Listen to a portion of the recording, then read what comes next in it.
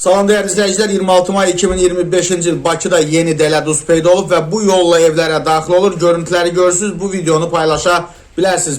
Paytaxtın Nəsimi, Nizami, Səbail və digər rayonlarında silsilə dələduzluq hadisələri qeydə alınıb və Daxili İşlər Nazirliyinin mətbuat xidmətinə verilən məlumata görə naməlum şəxs özünü ayrı-ayrı dövlət qurumlarının əməkdaşı kimi təqdim edərək vətəndaşların evinə daxil olub və mənzillərində quraşdırılan sayğaclarda problem olması bəhanəsi ilə onları aldadaraq pul vəsaitlərini ələ keçirib. Nəsim rayon polis idarəsinin 20-ci polis şöbəsinin əməkdaşları tərəfindən keçirilən tədbirlər zamanı dələduzluq etməkdə şübhəli bilinən 34 yaşlı Rafael Əskərov saxlanılıb. Onun hüquqa zidd əməlləri, təhlükəsizlik kameraları vasitəsilə anban, lentə alınıb, faktlarla bağlı araşdırma aparılır və Rafael Əskərovun qanunsuz əməllərindən zərər çəkmiş başqa vətəndaşlar varsa, bu barədə polis orqanlarından məlumat verə bilərlər.